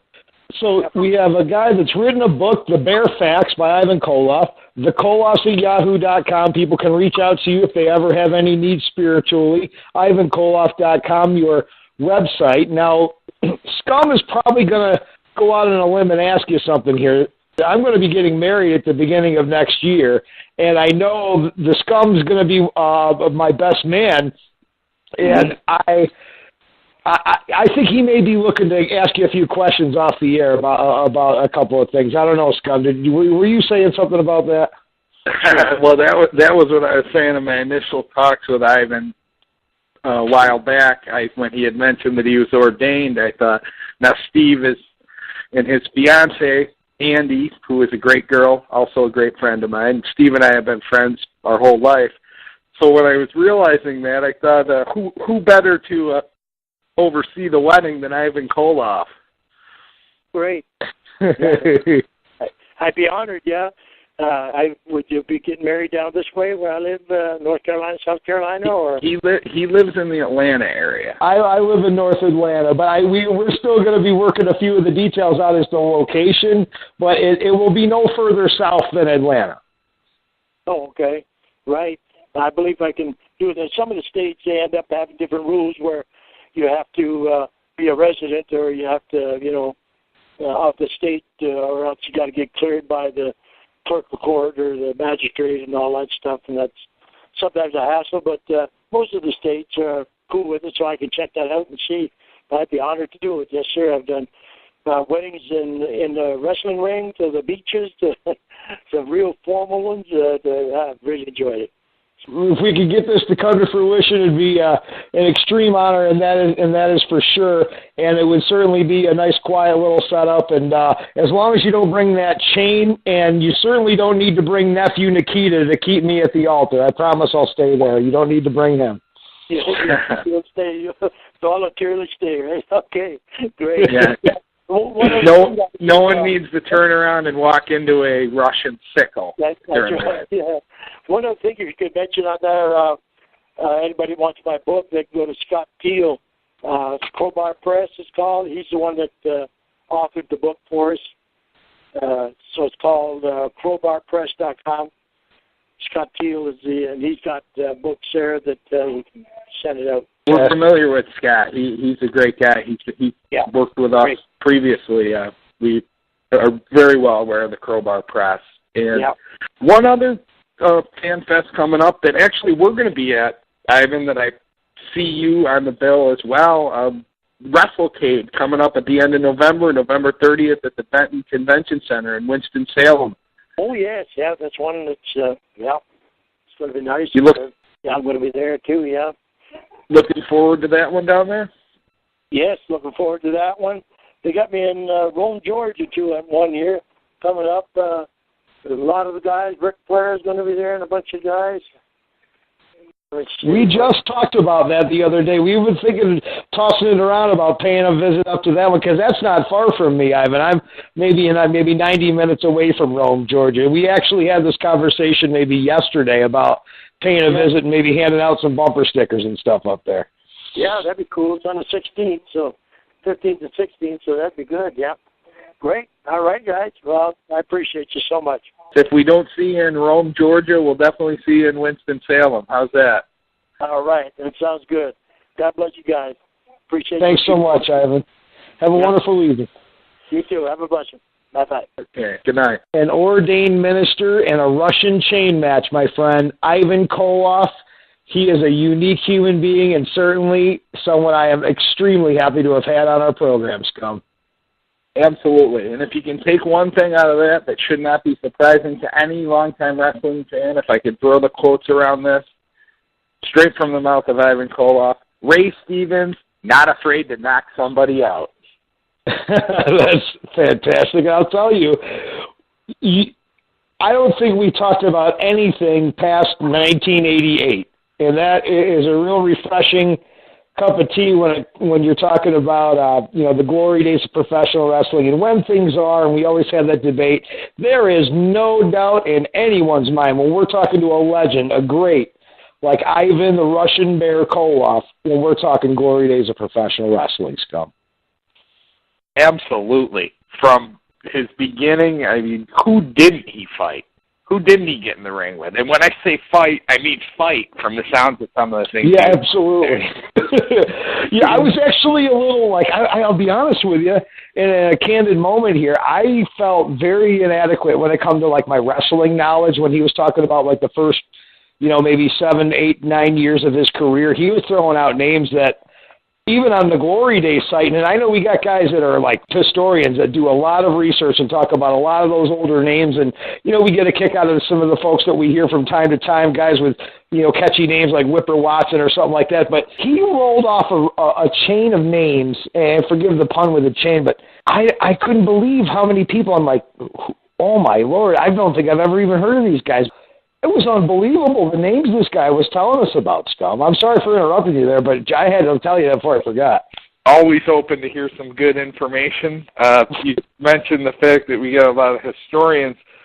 Yeah, I consider myself pretty knowledgeable when it comes to the sport of wrestling, and I'll tell you what, when you're talking wrestling's Glory Days Weekly, it doesn't get much more glory days than some of those names we heard right there. I don't care who thinks they're a historian, if they're dating back that far, that is truly the glory days of wrestling. I mean, even when he got to talking about working with Stu Hart in Calgary or making the transformation from Red McNulty and Jacques Rougeau Sr. recommending the Russian Bear, the Ivan Koloff gimmick. And then how about when he started talking, when he first became Ivan Koloff, and he's got Ernie Ladd as a partner, and they're just gunning chairs at him, and they pick up a chair and use it as a shield, young man. Now, Ernie Ladd is a big man, 6'8", former professional football player. And I've been telling the stories a lot like we heard a few weeks back with it. Must be something to do with Bruno, if you were turning or going against Bruno, because Ivan would say, I believe he said, yeah, I broke a few jaws, just conveniently broke a few jaws. Man had a nail stuck in his head before leaving ringside. It's incredible that we haven't heard more stories like this that are that. I mean, that is some pretty severe stuff. I mean, if that were to have happened, let's say last weekend in that Merriweather fight, and like the other guy, who, I forget the guy's name, the guy that lost, if he got like a brick thrown at his head, that's all over. That's on what they call it, the 24-hour news cycle. That's getting beat like a dead horse. And here you got a guy, wrestling in a soccer stadium, I think he said, and he was walking out of there with a nail gun stuck in his head. That's unbelievable. But, he also mentioned around that same time he ran into another guy that worked at Russian gimmick for a long time, a guy from Russia, Nikolai Volkov, pretty much asking him if he was full of baloney in the ring, and he said, yes. I thought that was a great story, man. Yeah, full of crap, I believe is what he said. That's good stuff. I mean, our listeners should be familiar with Nikolai Volkov. I think every one of us that tuned into our SummerSlam show had that national anthem stuck in their mind for about a week and a half. I know I sure did. But, interesting Volkov in there speaking the language. And Ivan, all he could say was yes or shut up or no. Yet, I guess is what it would be, but pretty funny stuff, pretty funny. Another thing, Steve, myself, being a big fan of completely different era here, but I just talked about Stu Hart, but being a fan of Bret Hart, how about when Ivan touched on, I don't know if anyone really knew about this, maybe there was a Montreal long before Montreal. They film a match where all of a sudden they ring the bell in Philadelphia while he's a champion. I believe the wrestler he mentioned was a fellow by the name of Mario Milan. I could be mistaken. I jotted it down just so I would remember to bring it up. Puts him in an abdominal stretch and the bell rings. You know what they say about Philadelphia in 1971. Yeah, Ivan Koloff didn't screw Ivan Koloff. Anyway. And then even the Morales title win, like he said it was the referee's choice. Both of their shoulders were down. So, I mean, Bret, had a point that he got screwed over, but not twice in the manner of a month that he held the title. Well, you know, Scum, that's actually not true. That's actually not true. Bret Hart, no, it is true. He beat Roddy Piper with that move at WrestleMania. Yeah. Did he not meet him with that like a backslide move like that? And then he lifted his shoulder up. Yeah, Roddy had the sleeper and Bret came off the ropes, but Bret lifted the shoulder. Now, from what Ivan was saying, and I'll have to go back and watch his footage, he said both him and Morales' shoulders were both down. And it was the referee's discretion. I know that that's a different day and age. We've heard when we talked again, to go back to Larry Zbyszko, who is really, in recent times, one of the guys that at least kind of touches on that older day, not as far back as Ivan does. But both him and Ivan, when they spoke of those older matches, didn't really speak of it in the sports entertainment guise that we hear these days. Things like, it was the referee's discretion with the title, and I was in the back, and I was angered about it. Now, that's a whole, I believe that's a whole different side of wrestling that some people, that today's fan is not really aware of. No, it's unheard of to have something like that happen at this point. Certainly, they've made strides in not doing that anymore, but yeah, you're absolutely right. And there's no really other way to say it than, back in the San Martino era, a lot of it was a shoot. Those guys were kicking the shit out of each other. There's no real other way to say it. Sure. Case in point, another one of the most legendary champions of that time, Vern Gagne, reels back, cuffs someone behind the ear, bursts his eardrum, and the first time he ever meets the guy. Again, a great, great quote from Ivan Koloff. I just started swinging. If those aren't the glory days of professional wrestling, I do not know what is. Aptly titled, his book, Is That Wrestling Fake? The Bare Facts. I don't know if it's fake back then. Not entirely. Yeah, it certainly seems like, if you had your choice of wanting to work then or now, I think I might want to take now. At least you kind of know where things are going. But back then, you're certainly calling it on the fly, and the seniority took place. So if you got in the ring with a guy that really didn't care about your well-being and just wanted a payday, you're about to pay the price that night. So some interesting stuff here along the way from one of the true legends of professional wrestling, and Ivan, the Russian Bear Koloff. A whole generation of kids watched Uncle Ivan and Nikita, and it was amazing to watch. And it's so funny as you look back on it. And again, now I think some of these guys don't get enough credit for the acting jobs. Like Nikita Koloff knew exactly nothing about the wrestling business when he got in, discovered by Road Warrior Animal, brought in on an angle that somebody talked about. The Crockett's were talking about maybe getting Ivan a tag team partner, a younger relative of some sort. And in comes Nikita Koloff, jacked up, those big eyes, lived the life of a Russian for years, lived in kayfabe, and one of the more famous stories about a performer from that era, lived that life and certainly made his mark, and all with the tutelage of Ivan Koloff. Sure. I thought that was real interesting. Never have heard that Road Warrior Animal. I knew Nikita was originally a Minnesota guy, so that must be where Animal knew him from, or at least I believe that it was a Minnesota guy, he said. I can't speak to that for sure, but Road Warrior Animal suggests when they're looking, they throw some names around.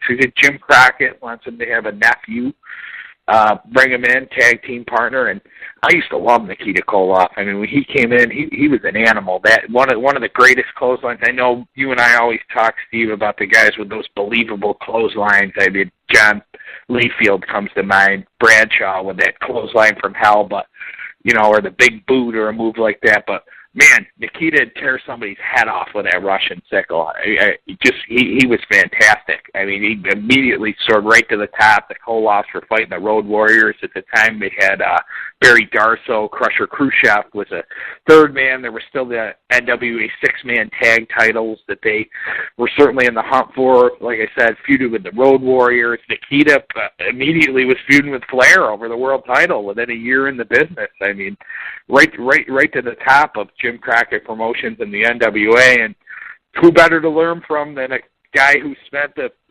majority of his first 20 years in the business trading potatoes with fans, Gagne, Hart, you name him. He's swapping real blows. I mean, who could show you the right way down the path better than our guest tonight, Ivan Koloff? Oh, absolutely. You know, it's kind of funny. Something I'm just getting a snicker about as I'm sitting here thinking. We talked a couple of weeks back about your off-air hookup, the Perfect 10 baby doll. Now, I think this was her. Who was Jimmy Garvin's valet? I think Baby Doll was his valet, but he had a couple of them. Jimmy Garvin's valet was Precious. Well, for a little, wasn't there two Preciouses though, and in the middle there was a Baby Doll. Regardless, he had a rivalry about his, and I think it was Baby Doll, but it might have been Precious. Dude, 15, 20 years ago, they're both blonde valets. One of the two he was dealing with, and it was some sort of a pyramid of death match, WCW. Jim Ross was going nuts.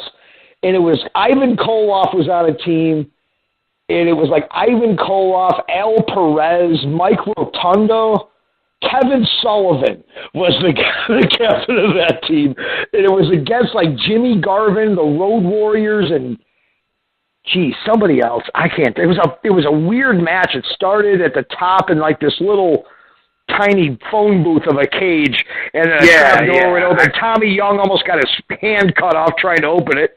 But Ivan Koloff was in that match, beating the crap out of people. That was crazy. Do you know the match I'm talking about?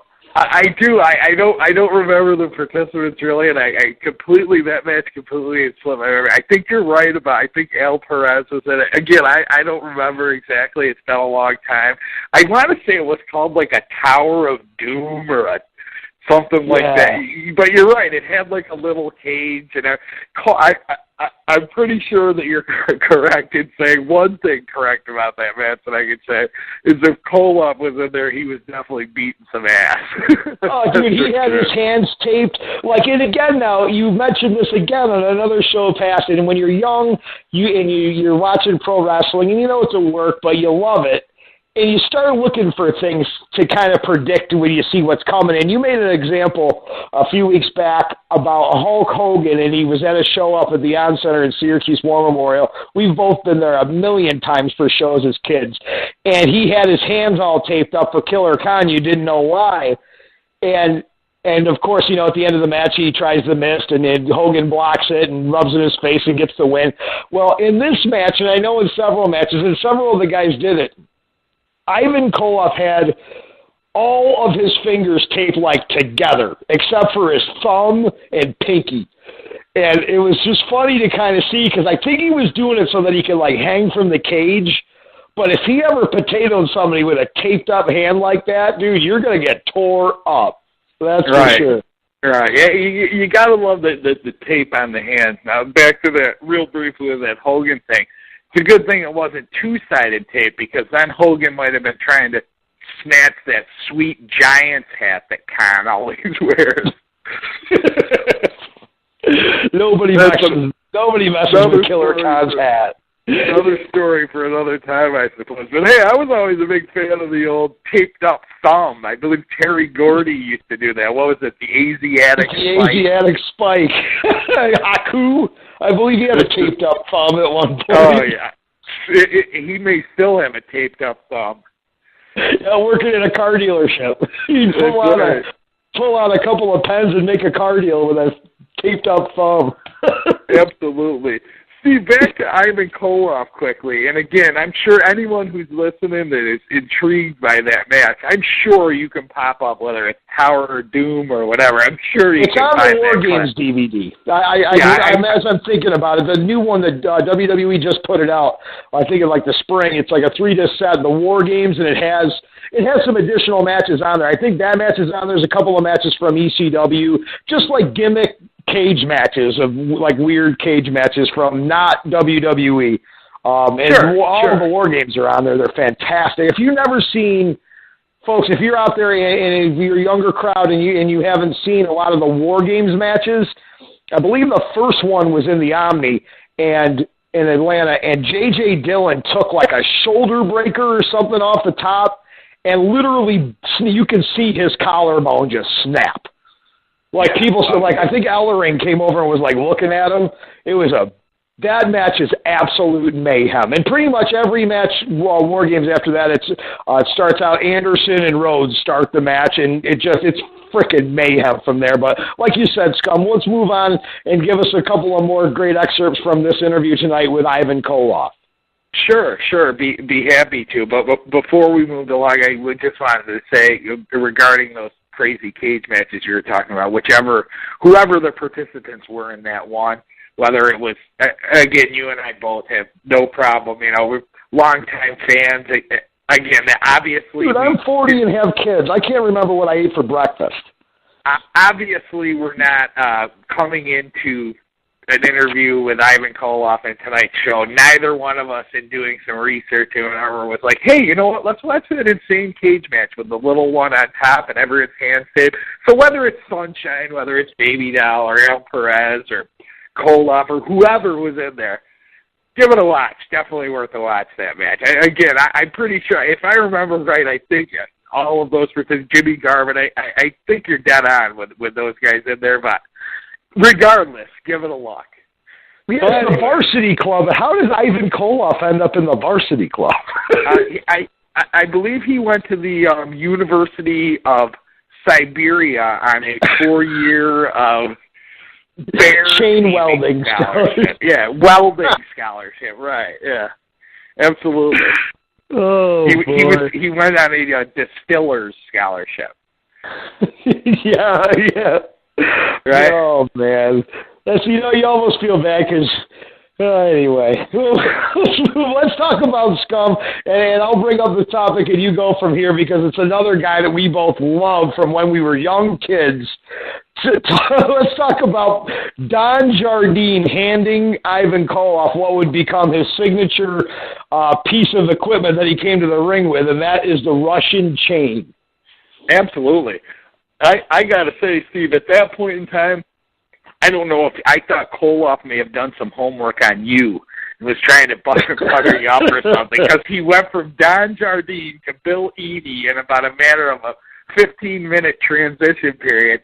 And no one knew. I mean, between the spoiler and the Masked Superstar, and then exactly where I was heading. Then the next name that comes out of his mouth is Wrestling 2. I'm picturing you sitting here. I'm waiting for you to pull. We're sitting in the WGD Weekly studio. I'm waiting for the mask to come out and come over your face as we're sitting there speaking with the man.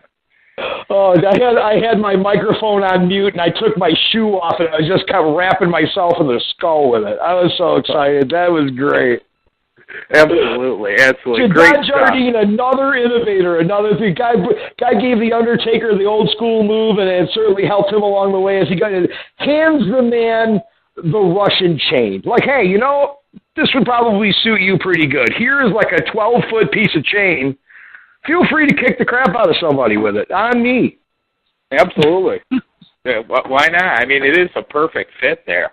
I mean, it was, just great stories. What a great storyteller. I mean, again, his book is that Wrestling Fake, The Bare Facts by Ivan Koloff, Crowbar Press. You can check that out on their website. I'm sure it's full of many of similar stories. I'm sure he's got a million of them, 50-plus years in wrestling.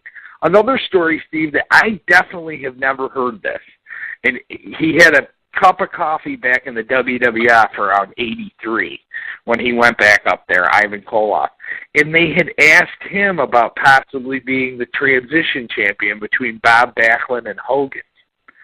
And he got, my knees aren't that good, I don't know if I'm going to be around or this or that, or whether it was actually asked or whether it was just kind of insinuated. How, in the history books, the Iron Sheik, that Hogan Sheik, January 23, 1984, Hulkamania, could have changed the course of wrestling history as we know it. I mean, obviously, Koloff still would have put Hogan over for the title, but would we have the Sheik running on his rants these days about the Hulk Hogan if Ivan Koloff took the strap off Backlund to become a 2-time transitional champion? That would have been something incredible. And, yeah, you're right. I caught that as well, and I'm like, dude, I don't think I've ever heard that before. That's incredible.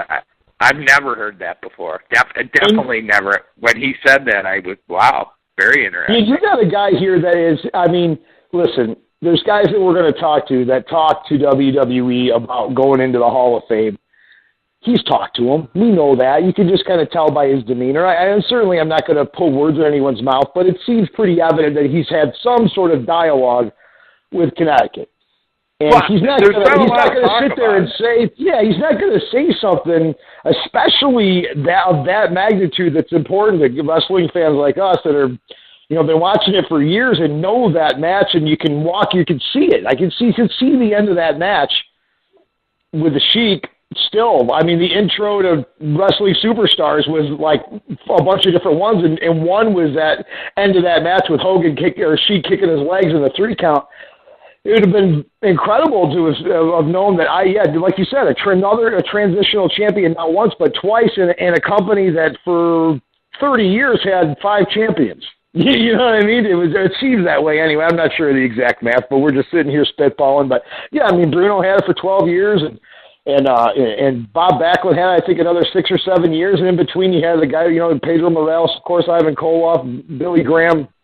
Not a lot of guys held that title. It was a very prestigious title, and it was for a long time, and even after Hulk Hogan won it, we all know he held the title for quite a while before he even thought about losing it again. So it's incredible. I mean, and he worked his tail off. And I think, and again now, like Don Jardine, and like a lot of the guys, and maybe even the Road Warriors might, qualify under this, but he seemed to have this realization that his character would eventually kind of play stale because it had been in the same place for so long. So he was kind of, motivated to kind of move himself before somebody moved for him. So I thought that was, something pretty interesting, that he kind of knew his character well enough to know that it was starting to maybe lose a little bit of momentum, or it was getting real hot, in certain territories. So, you use that to your advantage and go ahead and go where it's hot.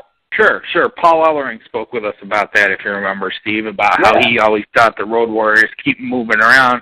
That way they were, a big deal. You come in, you break some limbs, and you bust some heads, and you move on, and then when you come back, oh boy, here's the Road Warriors again, or oh geez, here's Ivan Koloff again. Who's he gonna attack? So I mean, it's smart, man. The Carolinas, I think for the most part, was his stronghold for most of his career. He still resides here in North Carolina. I mean, he's always around the scene. I mean, I live up in the Raleigh area, and Ivan Koloff is certainly around and about, still in the local independence and all over the place with the, this area, Virginia and places like that. He's a legend. He's a legend everywhere, but, he was here often. But like you said, other than when it was Jim Crockett Promotions, and, he had the run with Nikita and that, during his younger years, he was in the Carolinas, but he was also all over the place to keep himself fresh, which is, pretty smart. Another reason he might have been all over the place is because him and his tag team partners, it seemed like we're so busy breaking jaws between Stevens and Swede Hansen, I believe he said. At one point, he said he had the quickest, most compact punch. Believing what he said was one time he remembered 3 or 4 consecutive fans running right into a right hand and Swede Hansen dropping. Yeah, Swede Hansen just a tish before our time, but every story I've ever heard about that guy is exactly that. Tougher than nickel steak, and was definitely not a guy you wanted to be jacking with. So that's another validation of a guy that I certainly wish I could have maybe watched in the ring a little bit more. Swede Hansen. For that matter, Dick Murdoch dropping people. Or how about, and here's something that I might have to contest, see what the Scum can do about changing some history here and breaking some records. But the largest lawsuit filed in the state of North Carolina, Ivan Koloff and Rowdy Roddy Piper. A fan attacks him, thinking they're going to get arrested. The match goes on. They go in. They retain the tag team titles against Wahoo and Ric Flair by disqualification. The same fan, who turns out to be an off-duty soldier, returns. Piper catches him with one below the belt. The guy still sneaks around, and just in the nick of time, Koloff leaves his jaw dangling around his waist with a one punch. Both of them get carted out of there. A $5 million lawsuit, and they go to court, and this guy's one of the on-duty, he's a police officer at this point, the guy who Koloff knocked his jaw off the side of his face. Well, he did. I don't know anything about that story, but it sounds like redneck, good old boy central to me. I mean, just my first initial opinion. But you know, it's funny because we were talking about that. I know we both kind of take notes as we're going here. I said this a couple of times earlier in some early shows. We go 1,000,000 miles a minute. You try to make sure you're accurate with everything, along with, making sure the show is being recorded and the audio levels and et cetera, et cetera. But, you make shorthand notes, and I wrote Piper, Ivan versus Flair, Wahoo, WTF. Like, you don't get that every day, dude. Piper and Ivan Koloff versus Flair and Wahoo. That match was off the chain. That's the bonus of the $5 million lawsuit. In the midst of being, arrested, they retained the tag belts against Wahoo and Flair in the middle of this incident. They went out, worked the match, retained against Wahoo and Flair, and then afterwards finished the guy off and got carted off, and wound up largest lawsuit in North Carolina history. That's saying something. I mean, I've been down this way for about 5 years, and I haven't even broke 6 digits myself yet. So. Well, yeah, knowing your bloodlust for suing people, I'm not quite sure what side of the court you'd be on, whether it be a plaintiff or defendant, but I could see you in a multi-million-dollar lawsuit in one way or another. One of these days with any luck. Real quick, getting back to that, when you were talking to the Hall of Fame, Steve, again, who's more deserving than Ivan Koloff? I mean, you hear the rumblings, you see it all over the place, that, people, is Ivan Koloff going to go in this? It's certainly one of the names since last year that's been all over there. And as well as I do, the Scum lives by his credo, tell it like it is, ask the hard questions. He don't shy away from the hard-hitting stuff, so, nor do you, for that matter. So, point blank, is he going in the Hall of Fame? You seem to catch a hint or an inkling there from what you said that maybe there has been some talk. Come on. And I'm not saying that to you. I'm just saying that the proverbial. Again, you don't want to read into stuff too much. And we mentioned some things on the show. We reiterate them just to make sure that people understand that, sure, we're caught up in the moment of having spoken to one of wrestling's greatest legends. So, we're on Cloud 9. We're having a lot of fun, and we're discussing it. But at the end of the day, we're wrestling fans. We don't know anything about anybody. We don't know these folks. I don't know Ivan Koloff from anybody. Certainly enjoyed our time speaking with him and learning about, things that we both learned a million things tonight, a treasure trove of wrestling knowledge from Ivan Koloff. But at the end of the day, we got his number. We were able to make contact. We did a podcast. We hang up and we move on. We don't know him any better or any worse, so it would behoove us to just call it the way it is. He is certainly somebody that has been in contact with WWE in some capacity or another, and I would say that if I had to bet, I'd bet you a quarter on it, but I'm pretty sure I'm getting 50 cents out of that deal. But, a couple of things that come to mind that I found pretty funny, and I had to make sure I heard this right. But, in 2013, Ivan Koloff, Ricky Morton, Russian chain match.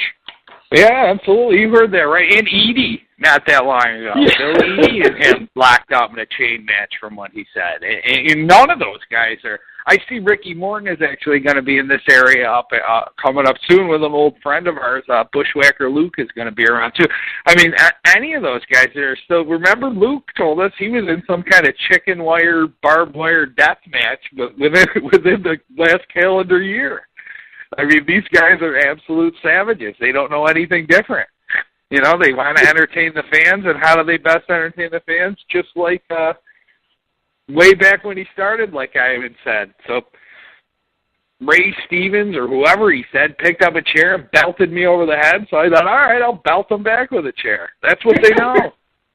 just invented brawling on the spot. Right. You know, as we're talking, we were talking about the Hall of Fame, and you had said a statement. There's not anybody more deserving than Ivan Koloff to get into the WWE Hall of Fame. Now, I agree with you, but when we get into working in a podcast or we do, stuff on Facebook or post on the internet about professional wrestling, it's the inevitable smarmy, sarcastic comment, and, someone's going to say Randy Savage, someone's going to say Owen Hart, and they're legitimate. But listen, professional wrestling's entertainment, but I know yourself, Scum, and me, diehard sports fans of sports, like real sports, baseball, football, hockey, basketball, whatever the case may be. There are rules and regulations when it comes to what is a Hall of Fame candidate, number one, and who even can get nominated to be in the Hall of Fame. And for one, I'm a guy that really respects that. I like the 5-year rule in baseball, football, and hockey. And there's very few times that has ever been broken. Wayne Gretzky, I think, comes to mind as one of the only people to have never had to wait to be inducted into any Hall of Fame. Correct me if I'm wrong, but in our lifetime, I don't think we've ever seen anybody else get preempted into the Hall of Fame other than Wayne Gretzky. With that said, not that was alive, no. Right. Okay. So with that said, it's there has to be time, and quite frankly, there's people like Ivan Koloff, very few, but people that aren't in that Hall of Fame yet that deserve to be. And he's at the top of that list, Scum, hands down. You'd like to see him in there, like you said, while he still could really appreciate it. He's getting up there. He's sharp as a tack. I mean, for that matter, sharp as Nikita's elbows, from what he said earlier. He's in good enough shape to wrap a chain around Ricky Morton's mullet. Yeah, that's what I'm saying. He is he's wrapping up Ricky Morton just like Ricky wraps those pink and turquoise bandanas around his jeans. But he's he deserves. Again, you could say it's an opinion. I mean, like you said, some people could say other. Absolutely, are there other guys that are deserving equally? Sure, but certainly, in the conversation and with the time, given the timetable of his work and given Bruno last year, just seems like it's about time. Yeah, no, that's a very good point. And I get the fact that there are people that you want to see get in the Hall of Fame quicker than others, and there's guys that deserve it. Was Wayne Gretzky better than Gordie Howe? Yeah, he was. I mean, probably. Some old school hockey fans may argue that, but Wayne Gretzky got in first ballot. Similar to like a Steve Austin. And Hulk Hogan actually had to wait a bit. And I know, granted, there was a little bit of politics there, but I think he went in 96. Or, I'm sorry, in 2006. If I'm correct. That was a stacked class. If I remember correctly, it was like Hogan, Jesse, maybe JR went in that year. There was a ton of guys. The year Hogan went in, I know Hogan and Piper both went in the same year. Yeah, there's another. I think the Iron Sheik went in that year. I think it was a lot of guys from that era, if I remember right. I think the Iron Sheik went in that year. I think Volkov might have also went in that year. The 20th anniversary was stacked, too, and Slaughter, and was at the Garden. I think Don Morocco and Tito Santana and Superstar Graham and great class there. I think Greg the Hammer Valentine was a member of that. Yeah. Yeah, I remember that was a huge class, and it was like that core group of guys from the 80s that everybody knew. That was a great class. But think about that for a minute, Scum. Now, any class you think of, what do you get? Half a dozen, 7, 8 people that get in? Yeah. And there's people that are super pessimist, glass half empty people that'll say, well, shit, I mean, why is Coco Beware in, or why is this guy in over that guy? At this point, it's irrelevant why he's in. Let's move on. But if you could maybe think of, even if you did this in a state, move all the BS aside as a wrestling fan, as well, they should have a committee, and they should do this, and they should do that. That's just pie-in-the-sky wishful thinking from a wrestling fan that sees things from some sort of a democratic point of view. But if you just swept it all aside and just looked at it from a straight-up money-making standpoint, because that's really what it's all about. WWE is corporate America 101. If you don't think that, then stop watching, because it's corporate America. It's no different than Pepsi. Instead of rolling out cans of soda, they roll out pro wrestlers. It's just simply how it is now. All right, that said, even the Hall of Fame ceremony in some way, shape, or form is a money-making event. How much – we looked it up last year because we were tossing it around about maybe going to the Garden. How much was a ticket for the Hall of Fame? You remember? I don't remember. It wasn't anywhere near what the WrestleMania tickets were. I think it was like a regular arena price, for an event. I don't recall, but I mean, when they were in Atlanta, I think they were $45. Yeah, I think 45 up close, 20 or so if you're in the upper the Garden, or like your average basketball arena or wherever they usually have it. Oh, but I mean, well, that said, is you got a concert anyway, so you got a full house. That full house will pretty much pay the guys that are there. So and you're going to make a ton of money above and beyond just at the event. So it's a money making process. So why would it hurt? Why who's it going to hurt to have one diva or one ladies wrestler, one guy that has some sort of tie-in to wrestling from like the world of celebrity, and then a half a dozen people, two from the 60s, or two from up to the 70s, two from the 80s, two from 90s till present day. It doesn't hurt a damn thing, and you could have that variety every year if you had some sort of organization. And I just don't see why you can't do it. And a guy like Ivan Koloff that's been sitting patient and wants to get in because it'll just make him feel good. It certainly doesn't have any ulterior motives. He seems like a very pure guy, a guy that's turned his life in devotion to God. And don't worry about all the drug addicts and scumbags. Let a guy that lives a good, clean life. Why don't you let him into the Hall of Fame? Maybe even do you some good. Having a guy like that in your Hall of Fame. Yeah. I think a lot of it has to do with what you said with Hulk Hogan, though. I mean, unlike any other sport or industry like that, there's so much. It seems that there's so much in the ways of politics and grudges, and it makes it difficult, I think, in the world of wrestling for things like that. I mean, honestly, for Hulk Hogan to not be in there like immediately was ridiculous. I mean, Hulk Hogan, National's expansion of the World Wrestling Federation was, I know Vince McMahon had his hands in on it, but it was Hulk Hogan.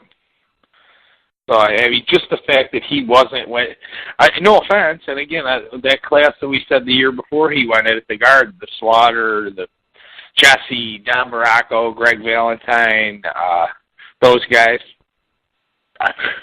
Hogan, when he won the title, they ran over Baracco, Valentine, and Ventura for about a year and a half straight. Yeah, yep. I mean, how are they in before he is? Again, it just speaks to the fact that wishful thinking that they would have some type of protocol that would happen. But I just think, with like you had said with Vince, he's a very hands-on owner, and he likes the spectacle. He certainly respects the sport, but again, much like in his action in the ring, Vince McMahon's not in. That's very true, man. You said it the best. Scum, it's been a wild evening. It's something that I've definitely looked forward to for a while. Once I knew that we were going to have Ivan the Russian Bear Koloff on our show, I was extremely looking forward to it because I knew he had that storyteller ability and he did a great job, and we wanted to just thank him one more time. Ivan Koloff, thank you so much. The Bear Facts, his book, IvanKoloff.com, thekoloffs@yahoo.com. We're not a podcast or a couple of guys that judge. If you're out there and you think that you by getting a little bit of a spiritual uplifting, that's something that you can use and need, by all means, IvanKoloff.com, thekoloffs@yahoo.com. It sounds like he was reaching out to you, so maybe you give him reach out to him in an email and tell him what's going on in your life, and maybe you can find some help there. We hope that you do. We hope to be a group of guys, a couple of guys here that love to help each other out. Any other podcasts out there. We try to work together, be a community. We got a community of great admins on WGD, at Wrestling's Glory Days on Facebook. It's the best place on the internet for classic wrestling. Best wrestling content on the internet, Wrestling's Glory Days. Myself, the Scum, a bunch of other guys are admins. It's been a long night. We're extremely happy to have had Ivan Koloff on. And we're going to move forward from here. We got an exciting show next week and more to come on that. And what do you got for me, Scum, before we sign off? Anything good?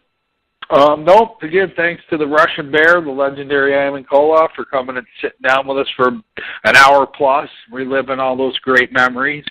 Again, I say it every week, or at least I try to get it in there. You learn something new every week on WGD Weekly. Hey, even once in a while, the Scum learns something new. Thanks to all of our listeners out there. Thanks to, like you said, our comrades over at Wrestling's Glory Days. And I hope everybody has a great week, and we will see you back here with the best wrestling podcast going across the internet, anywhere that you can find the best guests, the best hosts. The scummiest Scum. We'll see you next week. Absolutely. If you're going to be a Scum, you might as well go with the Scum. Boy. Often replicated, never duplicated, baby. The OS, the original Scum. On that note, folks, go home, wash your hands. It's been a long night. Thanks so much for joining us. We'll see you next week. See you next week, people.